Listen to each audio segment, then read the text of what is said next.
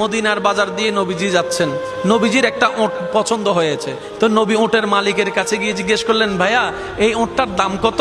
ওই দামাদামি হলো, নবী সে দামে কিনতে রাজি হলেন, কিন্তু নবীর কাছে তখন অর্থ ছিল না। তখন নবীজি ওনাকে বললেন, আপনি আমাকে ওটটা দেন, আমি এখনই গিয়ে আপনার সেই প্রাপ্যটা পাঠিয়ে দিচ্ছি। ওটের মালিক ওনাকে ওটটা দিয়ে দিলেন। আশেপাশে যারা ওটের মালিক ছিল সবাই জিজ্ঞেস করতেছে, এই পাগলা, তুমি কি যাকে ওট দিয়েছো তাকে চিনো? বলে যে না। নাম জানো?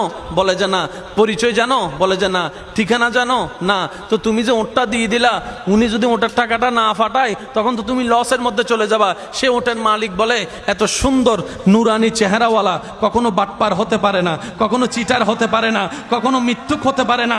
ওনার চেহারা দেখেই তো আমি ওট বিক্রি করার আগে মনটাই বিক্রি করে দিয়েছি, মনটাই বিক্রি করে দিয়েছি, মনটাই বিক্রি করে দিয়েছি। তোমরা যাই বলো, আমার মন বলে উনি আসবেই আসবে, টাকাটা পাঠাবেই পাঠাবে।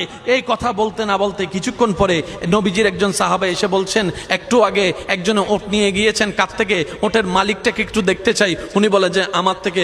তো উনি বললেন, আমাদের নবী আপনার থেকে ওটটা নিয়ে গিয়েছেন, ধরেন ওটের টাকাটাও দিয়েছেন, আপনাদের খাবার জন্য কিছু খেজুরও হাদিয়া পাঠিয়েছেন, খেজুরও হাদিয়া পাঠিয়েছেন। ওই ওটের মালিক বলে, ভাইয়া টাকাটাও রাখেন, খেজুরটাও রাখেন, আগে আমাকে ওনার কাছে নিয়ে যান।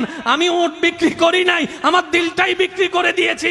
ওনার চেহারা মোবারক দেখে আমার মনটাই পাল্টাই গিয়েছে, আমি কালিমা পড়ে মুসলমান হয়ে যেতে রাজি আছি। সুবহানাল্লাহ।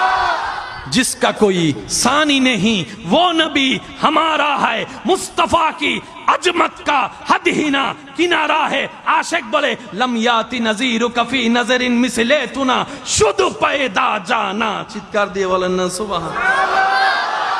ওই নবীটা কাদের নবী? হয় নাই, সবার আওয়াজ বলেন, ওই নবীটা কাদের নবী? আমাদের কি ভাগ্য সে নবীর উম্মত হতে পেরেছে।